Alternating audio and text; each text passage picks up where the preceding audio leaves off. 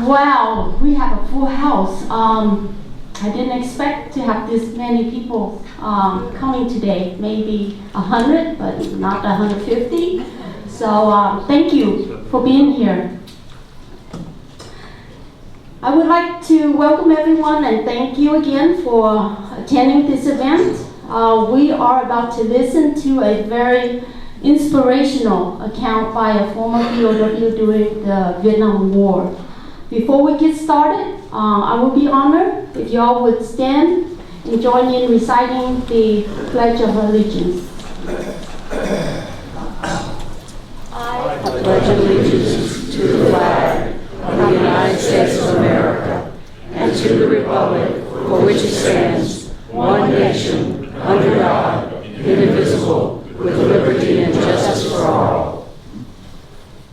His recently published book, Reflections on Captivity, is a collection of 50 extraordinary short stories about this young naval officer's 7 years, 8 months as a captive.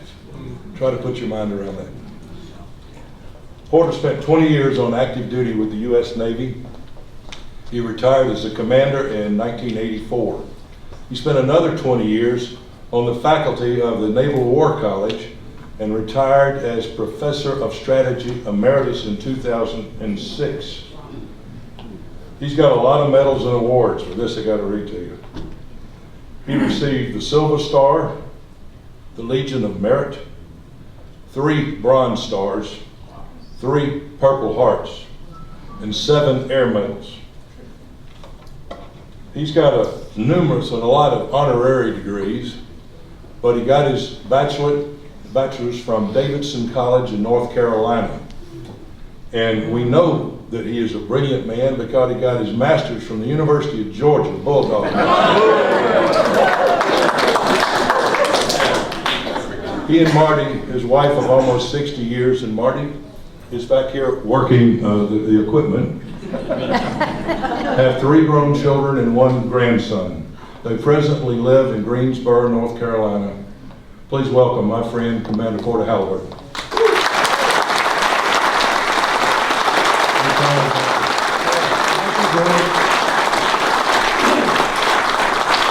Thank you, George. It's a great pleasure to be here, to be with you, particularly all the veterans that are here. And I am delighted to be among so many heroes, so many people who have served our country. Give yourself a round of applause.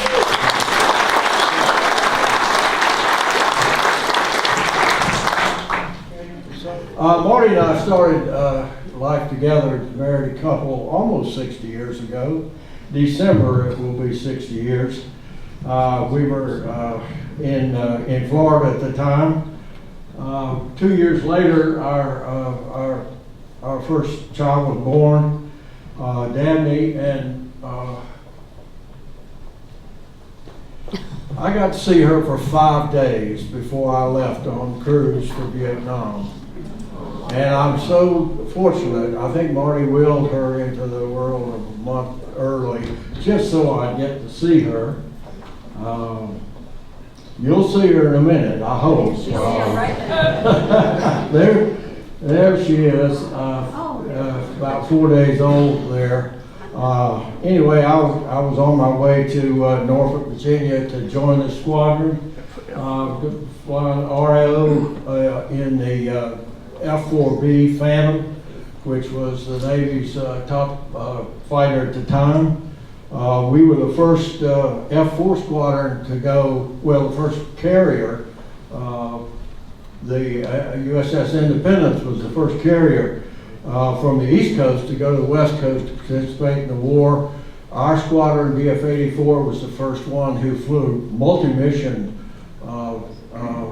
things while we were there. We dropped bombs, we took pictures, we refueled, we did all kinds of, we flew rest cap and tower cap and all kinds of things. So anyway, we got over there in a month. We left in October, and of course here we were in the Southeast Asia there. I won't bother most of you all are all familiar with all that, so I won't talk about that too much. So I was flying with I thought the best pilot in the squadron. His name was Stan Olmsted.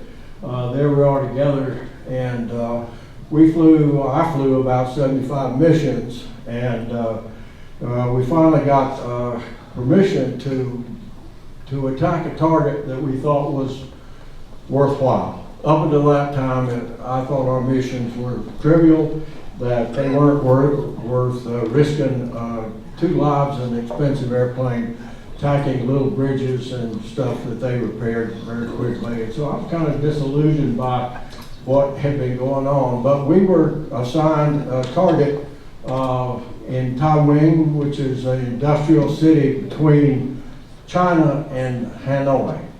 And if we could take out that bridge, which is a combination rail and road, it would put a major hurt on their ability to funnel equipment from China, Russia, down to Ho Chi Minh Trail and into the south for the war. So it was the first time I thought we'd flown a really significant mission.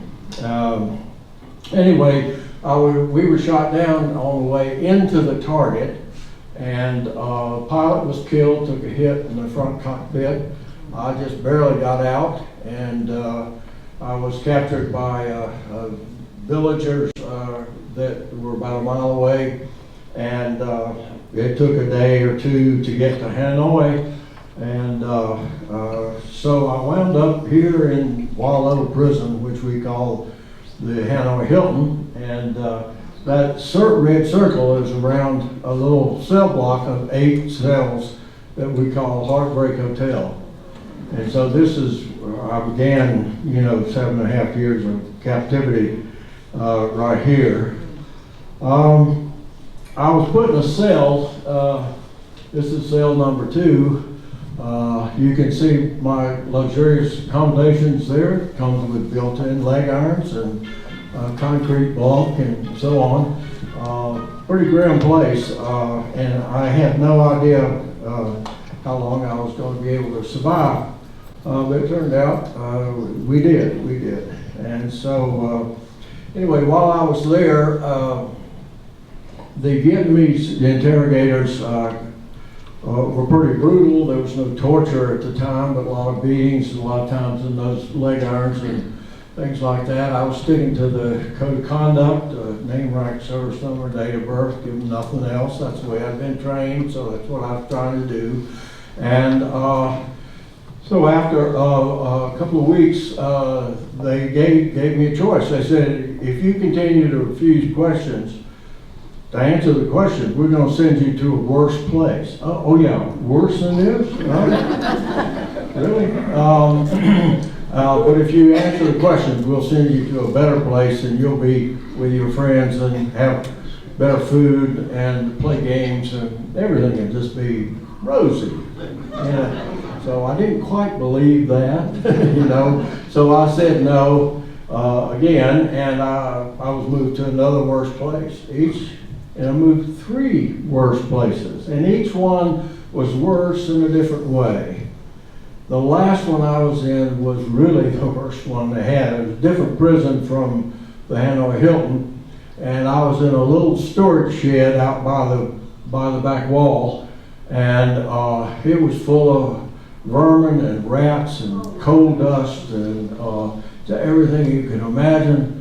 I was completely isolated from the rest of the prisoners. I was in isolation. And I can tell you, isolation is very different than solitary confinement.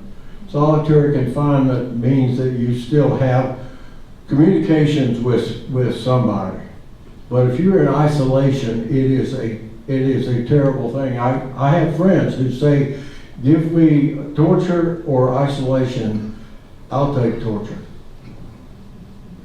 It does funny things to your mind. And it was beginning to do funny things to my mind. And I was really sick. I couldn't eat any of the food. What little of it was left after the rats attacked it. And once again, I was given this question: a better place or a worse place? And I didn't think I could survive the place that I was in for very much longer. And it was the hardest decision that I ever had to make, was to say yes or no. And I prayed a lot for strength and wisdom to get through this. And I did say no. And so I was moved up to another cell block in that prison that we call a zoo.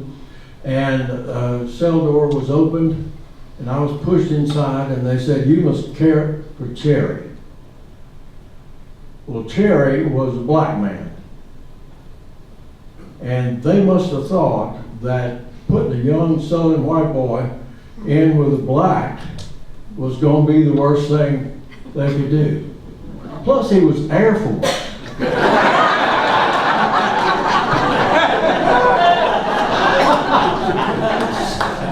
Anyway, he was a F-105 pilot, he a major. He outranked me by 2 ranks, and he'd flown in Korea, you know.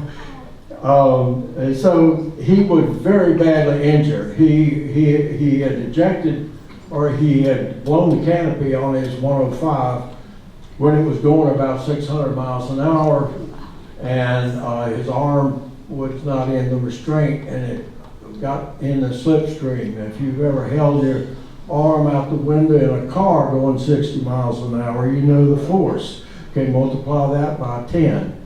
And that force almost ripped his arm off his body. And he had a broken foot, he had all kinds of other things. Anyway, he's in bad shape. And I was told that I had to care for him. I had to be his servant. And they thought that was really going to be something terrible for both of us. I was with Fred for 8 months, and a book about our experience was written, and it's called Two Souls Indivisible.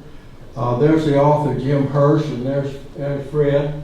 And so that tells a lot about our experience. My new book, has got more stories about Fred Cherry. He was such an incredible guy.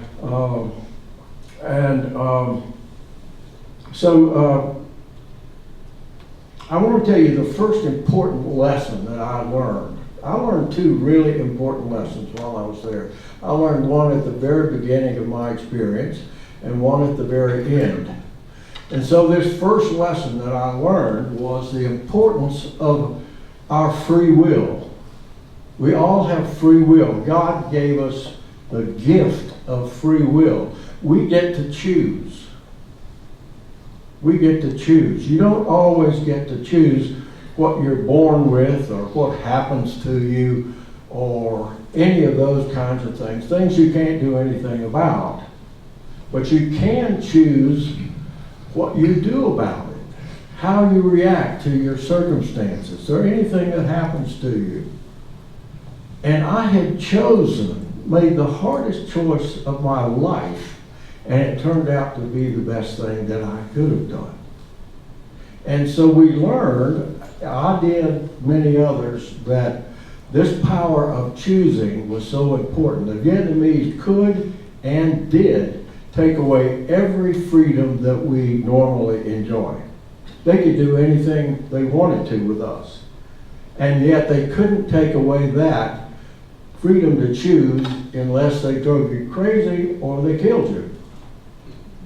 And the realization of that saved us, because now we knew that we had a way to fight back, that they could never control our ability to choose and how we choose. And so that was a great lesson that we learned, and it helped me through the whole rest of the time. So Fred and I were together for about 8 months. He went through so much terrible stuff. They tried to operate on his arm. He got horribly infected. He was just, anyway, you can read about that. I won't go into all of that. But Fred Cherry was such an amazing guy I learned so much from him about life, about patriotism, about determination and everything. He was just an incredible guy. And, you know, he survived, and we were best friends, you know, ever since. He died in 2016 at the age of 87.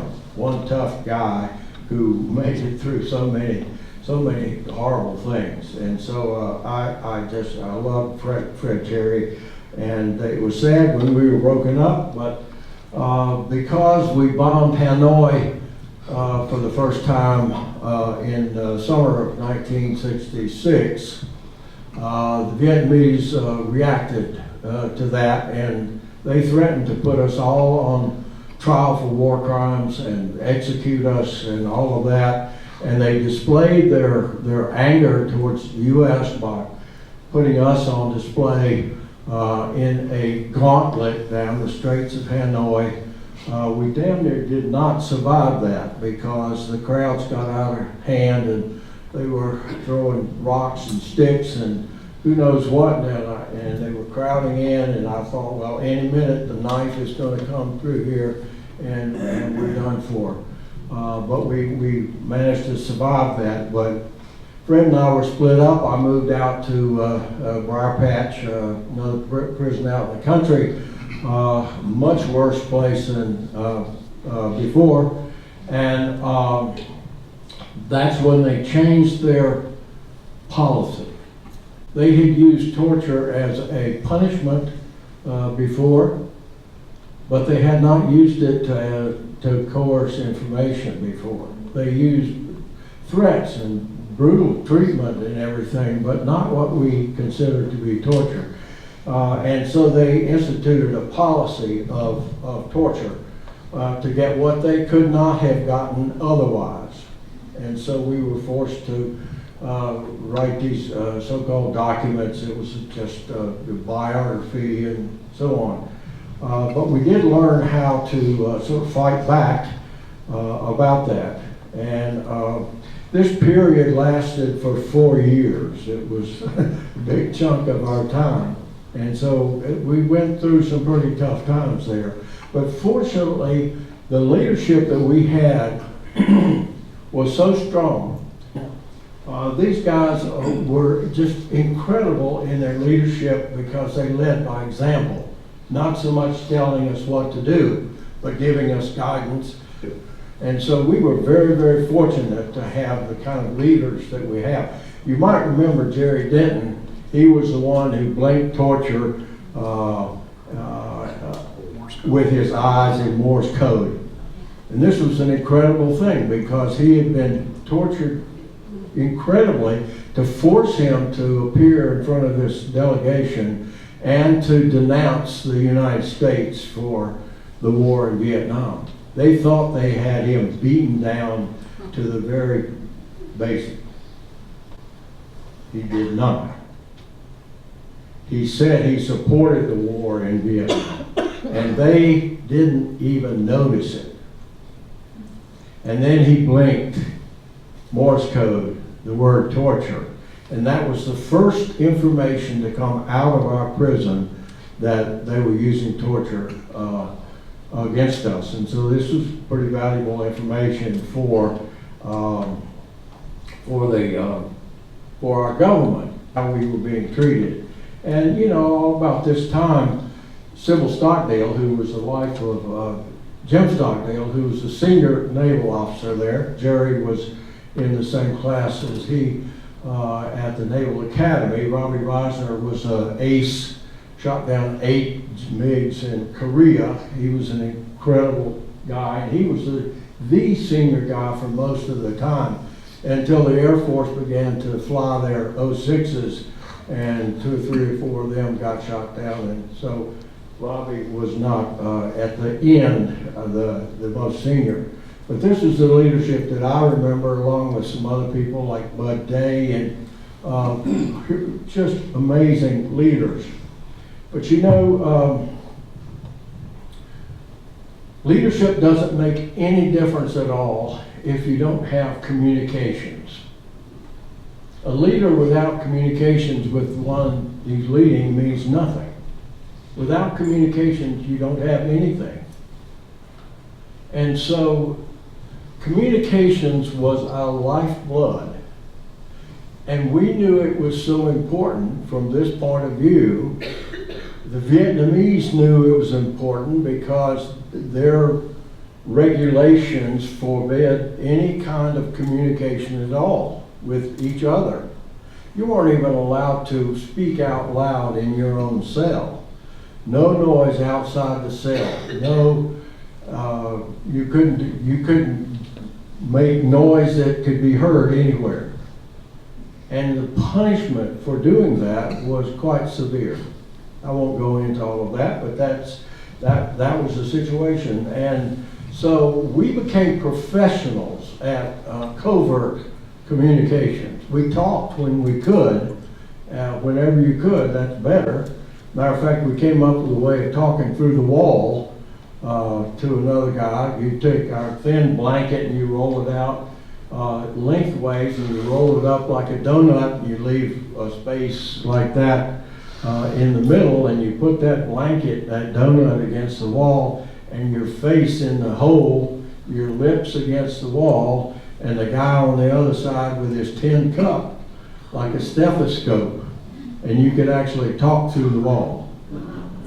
But mostly we used this tap code, which was brought in by a guy named Smitty Harris, who happened to hear it from a SEER instructor, survival school instructor.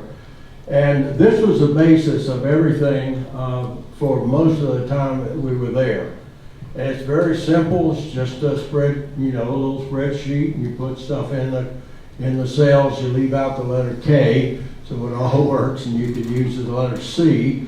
And so you tap twice, and the first tap would be the row number. So that's the top row, the first row, and then the second tap or series of taps would be the column number. So that would be the letter, it would be C. And so there you go. And there were a few conventions you had to know how to make the phone ring. I want to talk. I'll make the phone ring, you get ready to answer, okay? This is a very American thing that the Vietnamese did not understand. Shave the haircut, okay. If you did shave the haircut and say, I want to talk, and you didn't hear a response, or it was not 2 bits, then you knew, shut up, don't say anything more. Or somebody just started tapping on the wall without the shave and the haircut, you knew probably one of the guard or one of the interrogators was in the next cell. Anyway, this thing, we finally figured out that anyway, it was unfortunate we call it the tap code, because that meant, oh yeah, you tap on the wall. We soon figured out that any way that you could communicate numbers 1 to 5, you could send this code. I could do it by blinking my eyes, I could do it by holding up fingers, I could do it by tapping my foot, anything that somebody else could see or hear. Matter of fact, the first time I heard this, it was a guy chopping wood. He'd been given a little homemade machete and a pile of wood to chop up, because they burned that to boil the water and all of that. And so all of a sudden I start hearing a message, and it wasn't coming from the wall. It was a guy chopping on a log. He said, this brilliant guy, I don't know who he was, I never figured out, must have said, if you can tap on the wall, you can chop on the log. And so, you see the difference? Now we have a PA system that everybody that can hear that chopping can receive. And so that was a great breakthrough. So we became professionals at communications. And that was the thing that really saved us, because it allowed a network, the information flowed.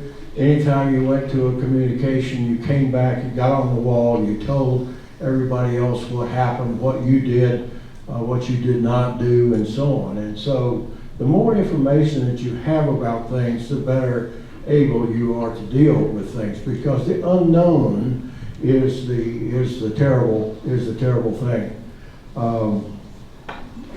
Okay. I moved out to this place we call the Briar Patch, and it was really bad. I was back in solitary confinement, and it wasn't isolation because I could talk to one guy. We had our hands handcuffed behind our back all day, and so I'd have to back up to the wall and tap very, very lightly with the end of my finger. Because I didn't have somebody else who could watch for a guard coming or something. And I was tapping at Howie Dunn. He was a Marine Corps major, F-4 pilot. Right. And he was, there weren't many Marines there, but he was one of the early ones. And so we went through the ropes and the bad times, and we shared everything together. I told Howie everything that I did and everything I didn't do, and he told me the same. Of course, he's my senior officer, and I looked to him for guidance.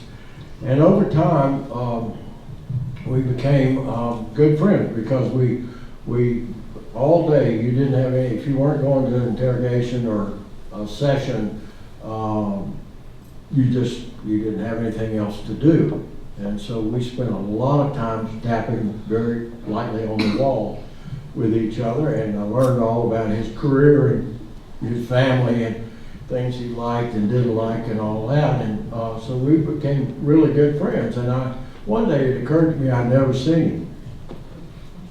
So I said, Howie, I've never seen you. What do you look like anyway? And he said, you know John Wayne? I said, yeah, I know John Wayne. So he said, a lot like that. So here he is, 6'2", 6'3", he's got broad shoulders, got narrow hips, he's rugged, good looks, and all of that. I put that image together with everything else that I knew about Howie Dunn, and I carried that with me the rest of the time. I mean, years. And we moved from this situation, and I never ran into him again. I didn't know any, as I said, there weren't many Marines, and so I never ran into anybody that actually knew him.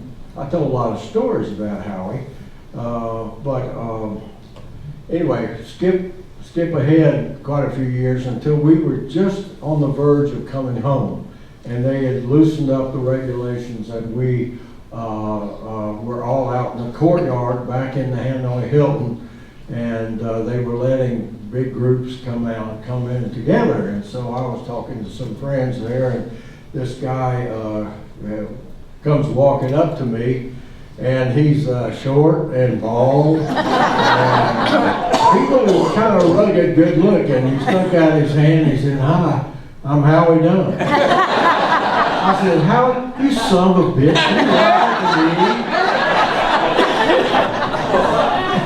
And we both had a good laugh about it. He said, it was so much fun knowing this image that you carried around all this time. So anyway, that was quite a time. But you know, I tell that story because it's a good story, but it illustrates the power of this communication. Our friendship, he went from being an absolute stranger to being one of my best friends in all my life. Power of numbers 1 to 5.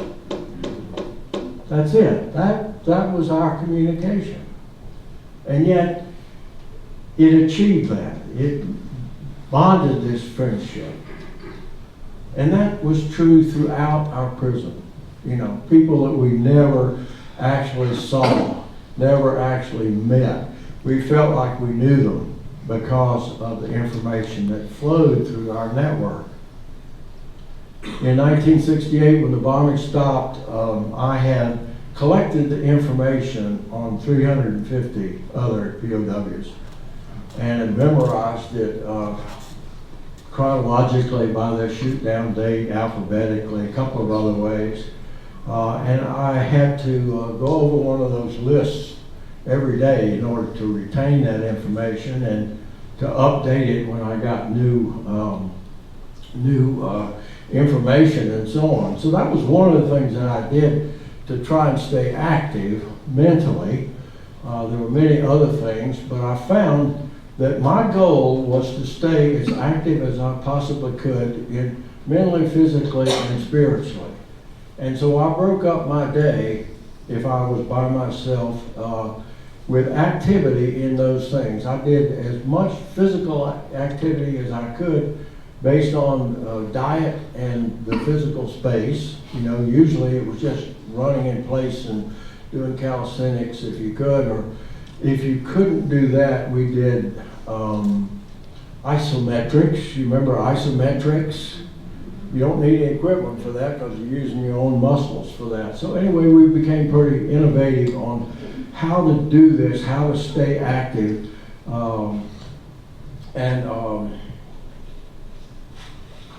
I have a lot of stories to tell about a group that I moved in with later on, and it was a group of 9 of us. This is the first time any of us had lived with more than one other person, and so this was really a great change. They ran out of space. You know, they would have kept all of us in isolation if they could have done that, but they didn't have the space to do it, so groups got larger and larger, and so I was in with these 8 other guys. We called ourselves the onagers.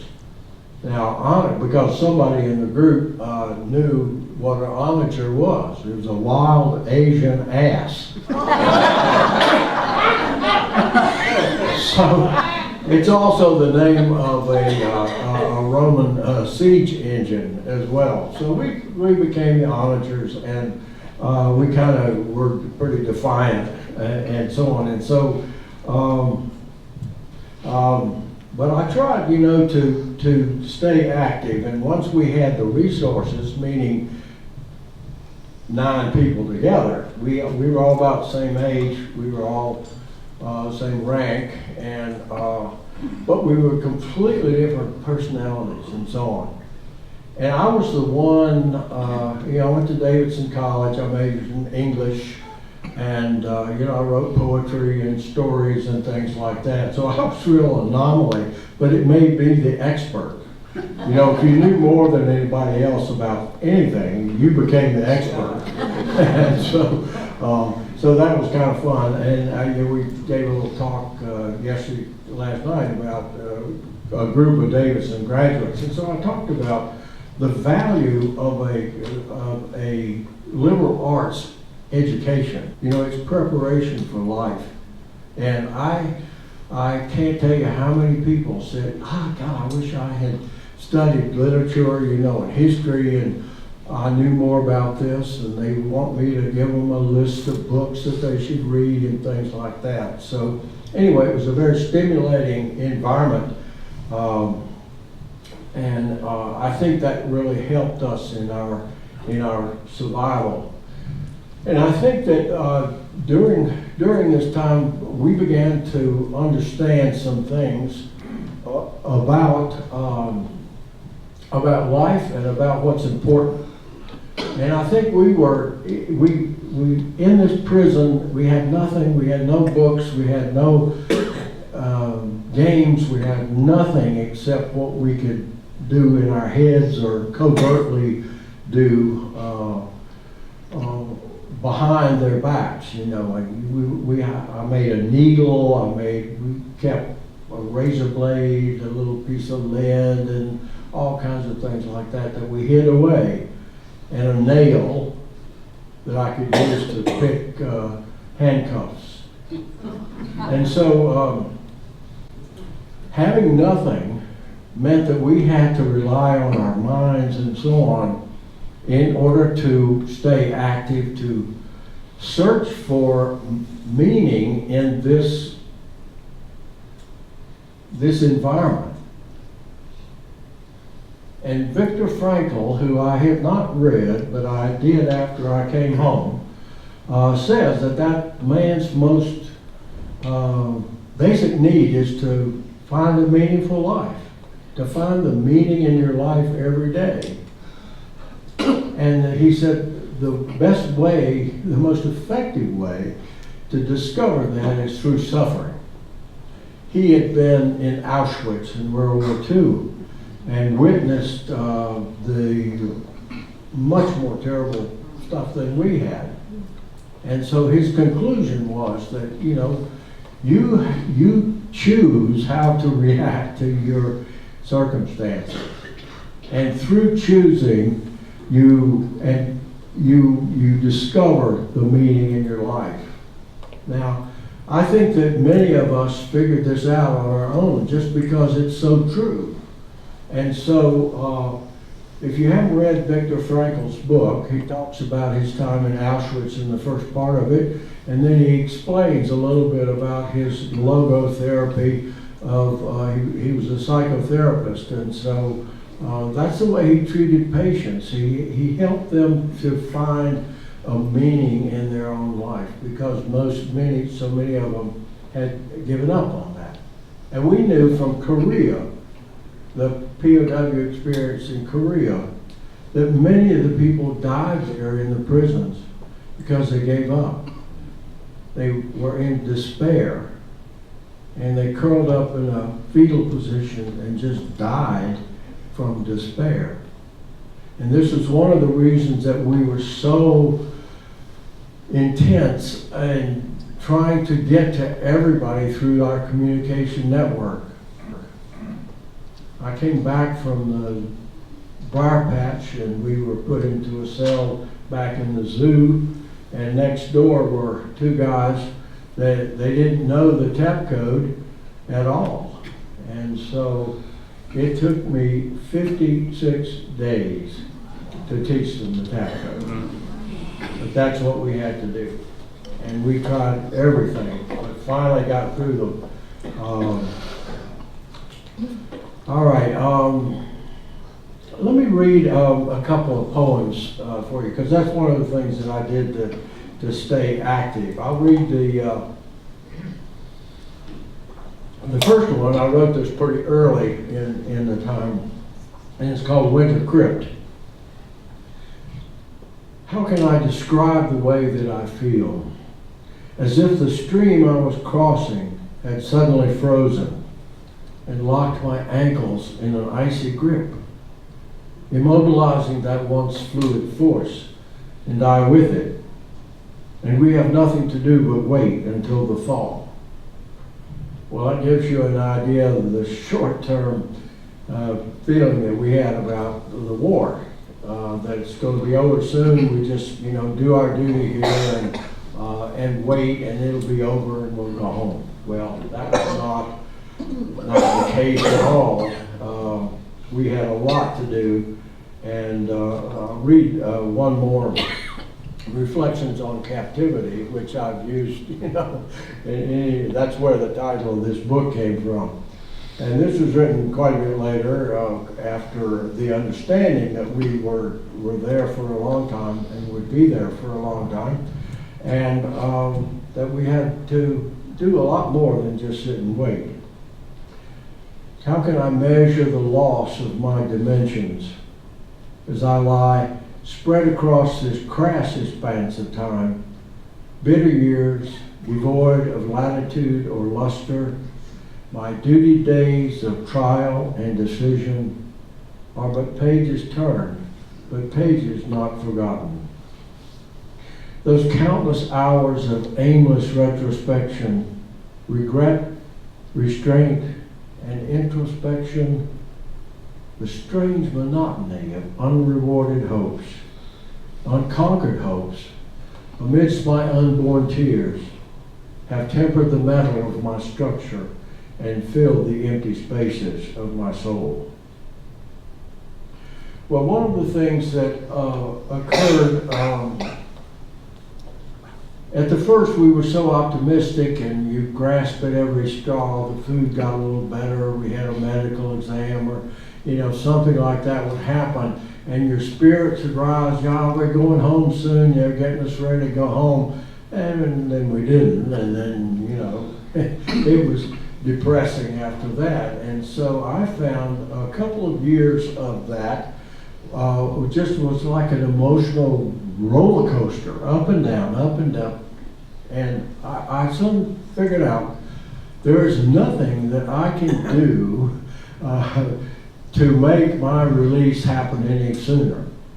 So I developed my own little creed, long-term, non-specific optimism, which simply meant that I had faith we were going to go home at some time. I'm not going to worry about it because I can't do anything about it. And of course, I think Frankel says the same thing. Jim Stockdale, he was highly influenced by Stoic philosophers. He had taken a course from a philosopher who gave him a copy of the Enchiridion by Epictetus. And of course the Stoics believe, don't worry about anything that you can't do anything about. Just worry about things that you can do something about. And so this was, again, another kind of breakthrough in our adaptation to captivity. It was that, okay, let's work with what we can do and not worry about the things that we can't do. And so I think that was really, really important. So towards the end, I had thought a lot about what life was going to be like when I got home. And I had collected lots of information from other people. I'd learned about stuff that I didn't know about before that sounded interesting, stuff I wanted to do. I already knew a lot of things that I wanted. I wanted to play the guitar, I wanted to do this, that, and the other. And I began to categorize these things alphabetically. And so I already had a list of 77 categories of interest, things that I wanted to do. I would need, 3 lifetimes in order to do it. Plus, I hadn't asked Marty about any of this, and so, a lot of it didn't happen. But we, towards the end there, we knew we weren't going home in a couple of days. And we're talking about, okay, what are you going to do, the first couple of days you're home? Well, this is what I was thinking about. I didn't correspond with Marty for 5 years. And the first thing I got was this picture along with a couple of others. Now here's my daughter Dabney that I had not seen since she was 5 days old, and here she is about 4 years old. And this is what I was thinking about for my time in freedom. I overheard 2 guys that were sitting next to me talking about how they were going to get revenge for what the Vietnamese had done to us, how they were going to get back at them. And I suddenly realized that hatred was driving this. And I started thinking about hatred, and I realized that I had built up an incredible amount of hatred for our captors. And it was a good thing at the time, because it acted as a shield between me and them. They could never convince me of the justness of their cause or the truth of anything that they said, because I hated them so much. And so hatred had been useful, but here I'm hearing these guys talking about revenge. I had already decided that these people are never going to adversely affect my life again. And I suddenly realized that this hatred was going to. Now, the Vietnamese hadn't even told my family that I was alive. Nobody saw my parachute, my radios didn't work. And so I had been declared killed in action. And there's the tombstone my daughter has now, but we lugged it around the country for a while. But, you know, the fact that they wouldn't even tell anybody that I was there. And this was true of a lot of people. I thought that, you know, that's just unforgivable almost. But I started thinking about hatred in a different way, not as a useful thing, because it had been useful in my captivity. But I'm going home now. I don't need that anymore. I don't want that anymore. I have to get rid of it. And so when I walked through the gates of the Hanoi Hilton for the last time, I thought, I turned to that building and I said, I forgive you. And all of that hatred fell away. And I walked out of 2 prisons that day. So hatred is not a part of my life at all. It's the last lesson that I learned right at the very end. And it is the most liberating thing that I have ever done. And since that time, I have forgiven everybody in connection with that war or for any other reason. And so these 2 lessons come together because you have to choose to forgive. And so that was the last great lesson. Let me read one other poem that when I got that picture of Marty and Dabney, I began to think about life with them, and I wrote this poem called The Three of Us. Yesterday on meeting you, hoping without knowing you, knowing without asking you, loving without telling you. The young and misty 2 of us, sharing each the best of us, accepting 2 the worst of us, and we so good for both of us. And that's for me, the faulty one, the wild and hungry, needy one, to spend my life in search of one and finding you the perfect one. And so we shared our pastel days, our soft and glowing magic days, and you a child within those days, and then our few but perfect days.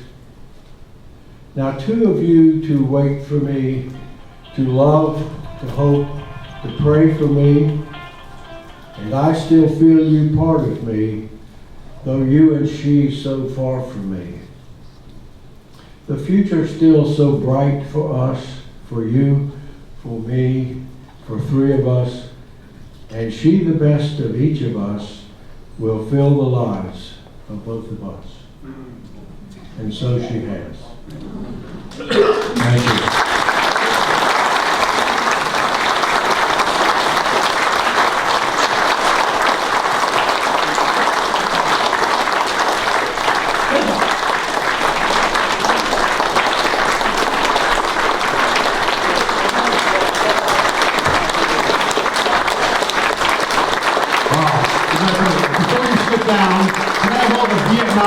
Please remain standing. All the Vietnam vets, please remain standing. Now, we know our history, and in World War II, the greatest generation, and unfortunately, we don't have many of those vets left today. Then we have the Korean War, the forgotten war, and we know a lot of people don't understand what the Korean War was about and what it was, and again, those vets aren't remaining with us today. Vietnam vets are still there, and to learn their lessons, man, to me, it's inspiring. Brings tears to my eyes. My wife's going to tell you a story here in a little while. We're not going to stay too much longer, but she's got something to share with you at the end. But what I want to say, I hope it's not the first time you've heard this, because my dad was a Vietnam vet, and I know how he was treated when he came home. I just want to say, welcome home.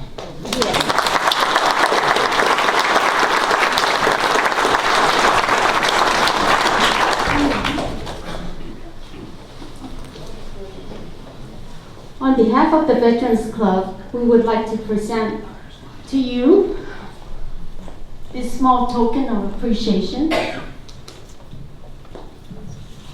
you come out here so we can? Yes.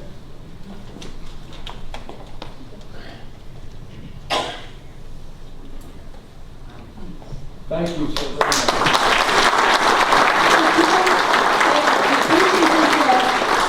On behalf of Veterans Club, we would like to take this opportunity to thank you, not only for your service, but for the sacrifice you made and endured to keep our nations free.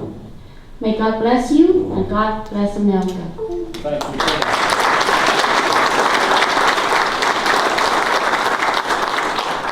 What an honor to have you here today. I'm probably going to get emotional, but please bear with me as I tell you why Vietnam veterans hold a special place in my heart.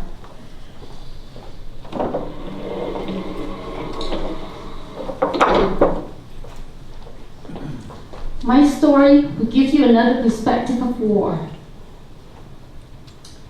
You see, my father was a Vietnamese South Vietnamese Special Force lieutenant.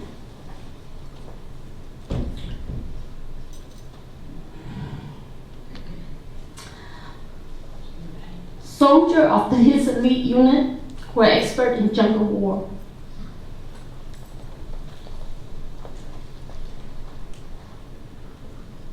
There's a difference between North Vietnam and South Vietnam. North Vietnamese are what we call Viet Cong, the communists, and we're from the South. My dad's unit rescued many downed U.S. pilots. Sir, I wish my father was able to rescue you.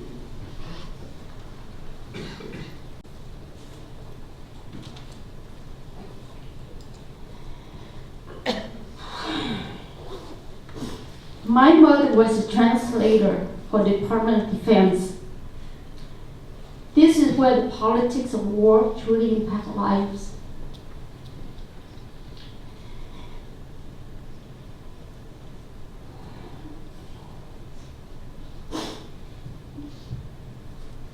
When the U.S. pulled out Vietnam, leaving the control to the Viet Cong, my family became an enemy of the state.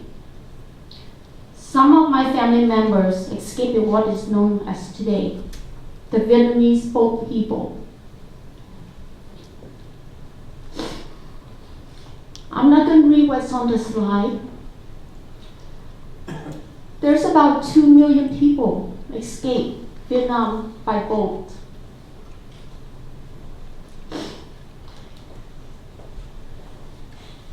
After living in several refugee camps in Malaysia, Indonesia, and Singapore, I was blessed to be adopted by a family in North Carolina. In what city? Greensboro.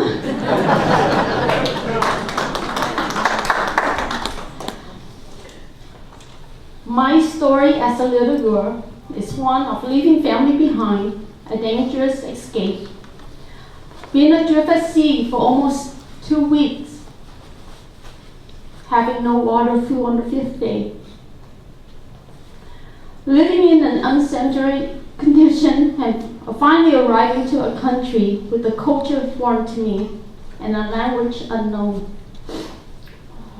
Surviving through those circumstances, having a tremendous bearing on the woman I am today. As we witness today, your service, sacrifice, and survival have made you the men you are today. Thank you for sharing your story with us. At this time, the book will be available to purchase in the hallway, and thank you again.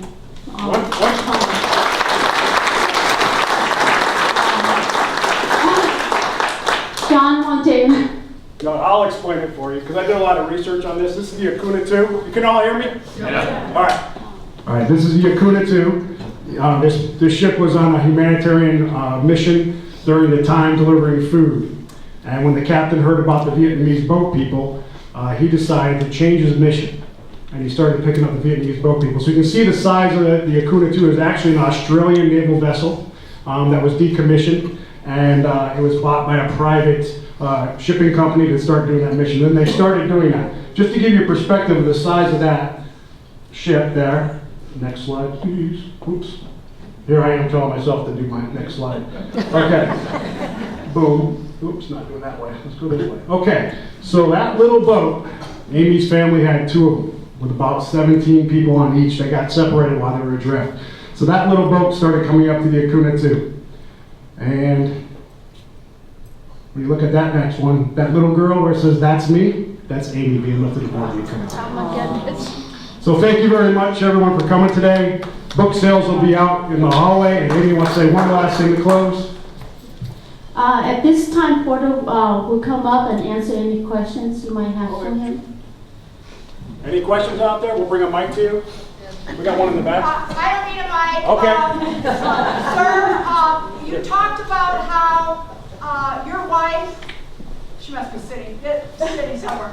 Your wife did not know that you were a prisoner of war. Right. So she's back here in the United States, putting you to rest, so to speak, trying to go on with her life. Was it 4 years or 5 years before she finally got notified that you were still alive? It was a year and a half. A year? Year and a half.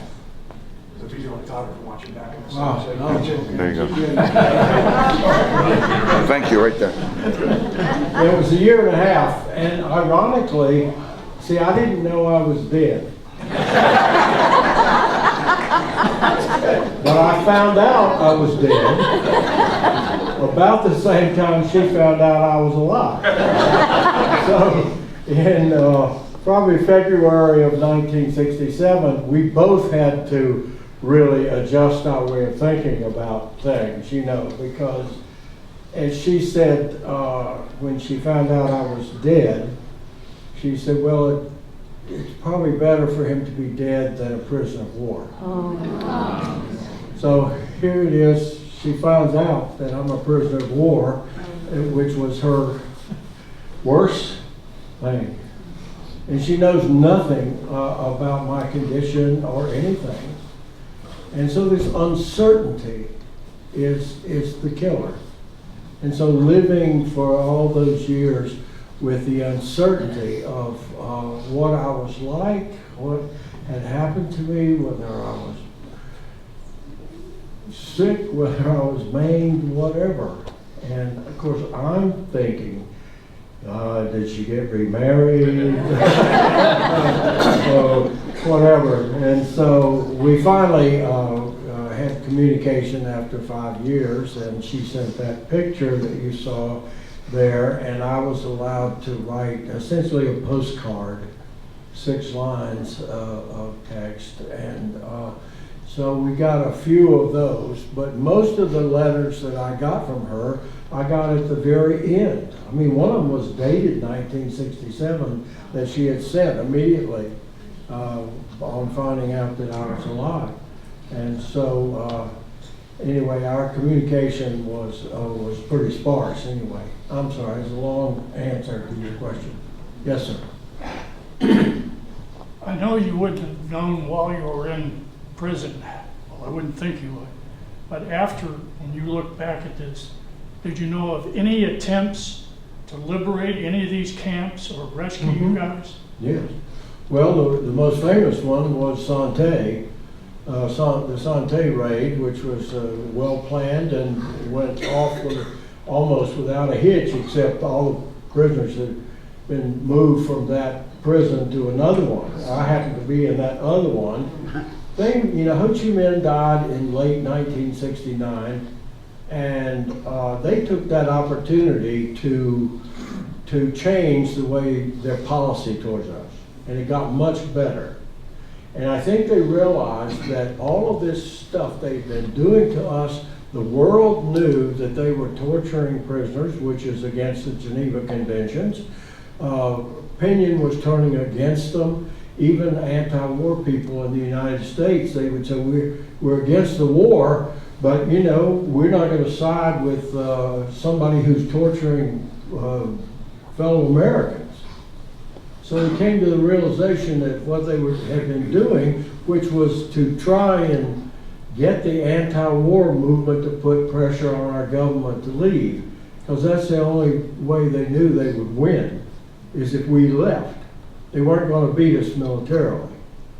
So they made a huge sacrifice in order to hang on and not lose until we got tired and went home. That's short history of the war, really. That's the way it happened. Okay, I got a question right here, sir. I just want to ask, have you been back to Vietnam? Yes, I have been back quite a few times. I didn't want to go back, but in 1998, a group of ex-POWs had put together a trip, and I was, of course, asked to go. I'd been asked to go on other trips, and I'd said no. This trip, however, was going to leave on October the 17th, 1998. I was shot down on October 17th, 1965, 25 years ago. And I got to Hanoi 2 days later on October the 19th, which was the day that I got to Hanoi. And my wife had already decided she wanted to go on this trip. And so I said, well, I'll go along too. So that was the first time. And then since then, I've been back about 6 times or 7 times. We've led 3 or 4 trips of travelers on tours of Vietnam. Marty's been back a couple times without me.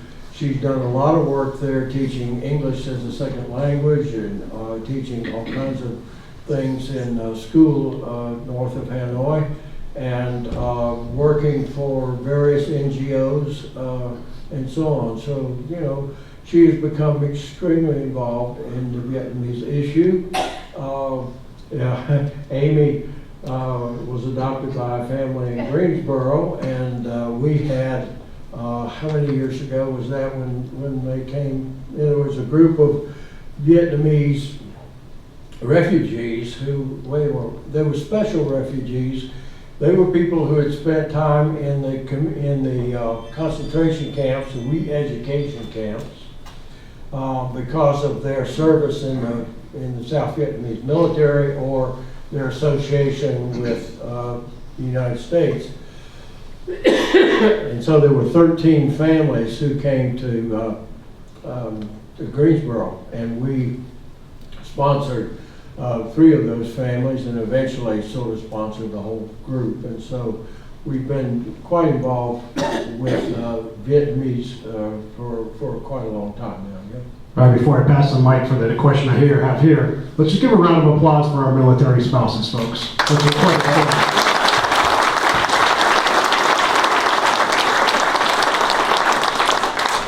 Commander, while you were there in prison, do you have any inkling or evidence of presence of Chinese or Soviet personnel observing or participating?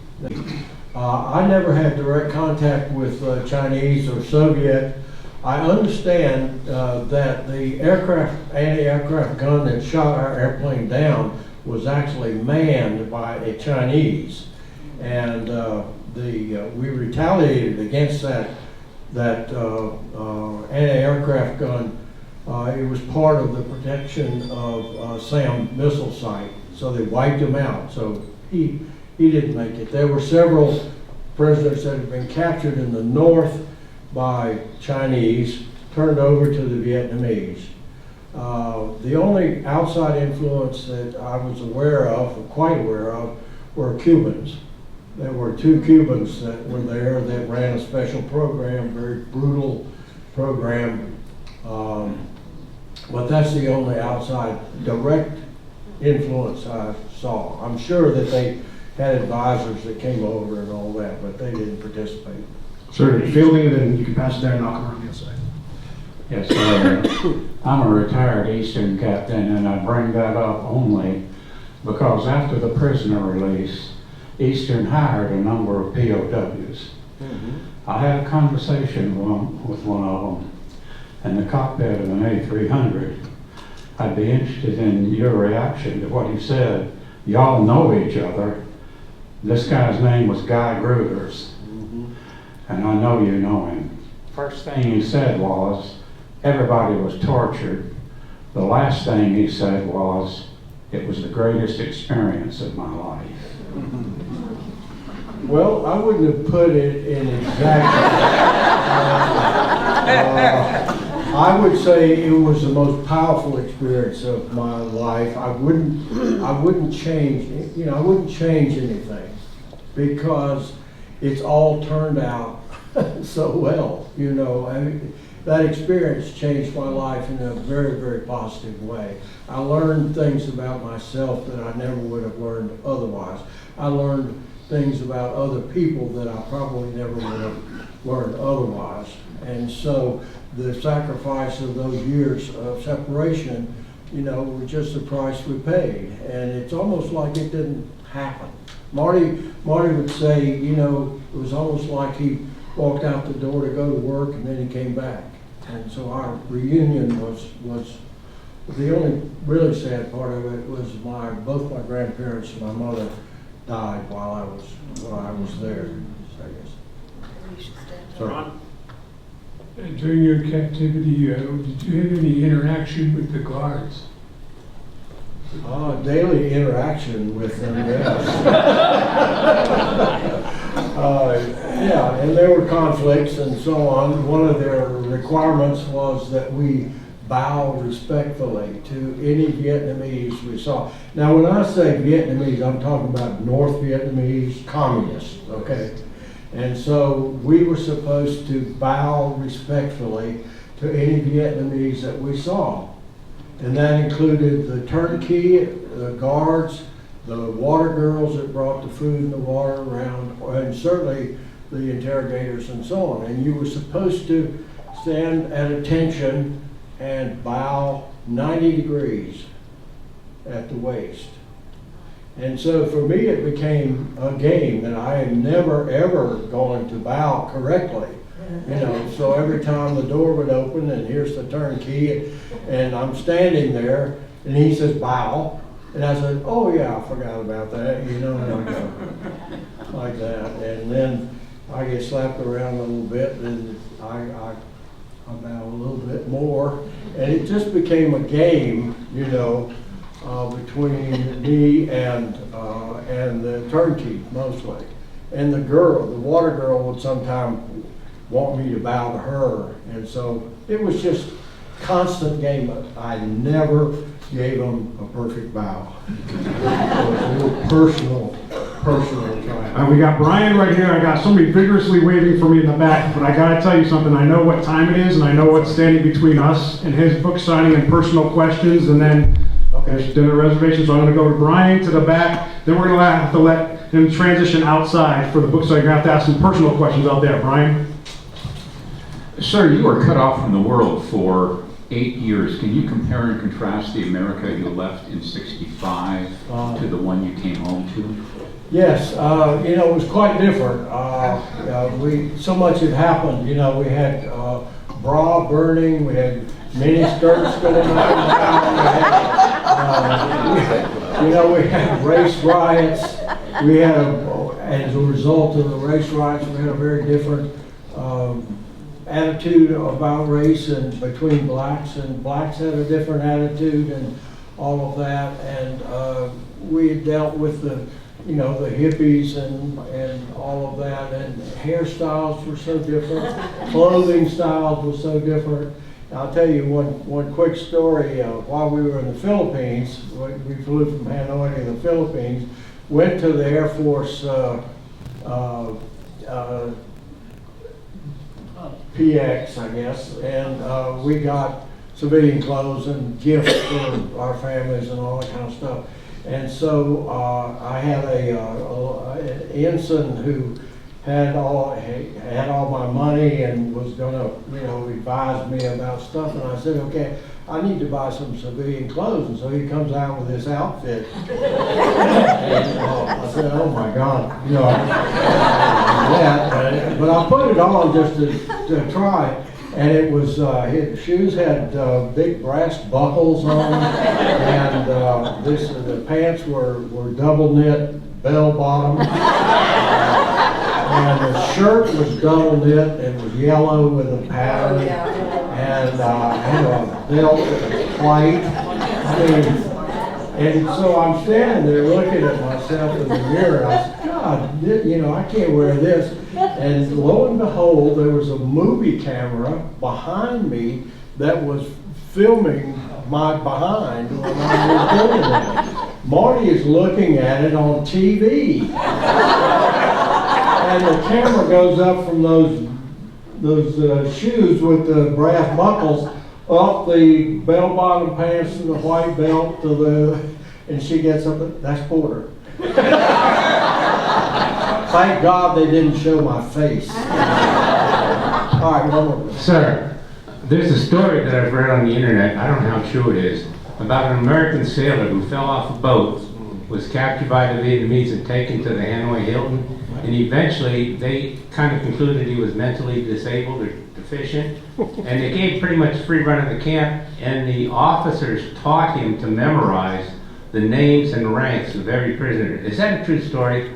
That's a very true story, and there's a lot more to it than that. His name was Doug Hedgel. He was a seaman, second class, and he fell off the cruiser Canberra at night and floated around till he was picked up by Vietnamese fishermen and then turned over to the military. They at first thought that he was a CIA spy, that they had thrown him out in the water hoping he'd be picked up and he could get into the camps and infiltrate and do all kind of bad things. He was 19 years old. And so he finally convinced them that he was just what he was, 19-year-old sailor and didn't know anything. And so they did give him kind of run of the place and everything. And he did wind up living with a guy named Dick Stratton, who did have the list of prisoners at the time, which was about 250 at the time. And so Doug memorized all of those. He had an incredible memory. He had the Declaration of Independence memorized, forward and backward.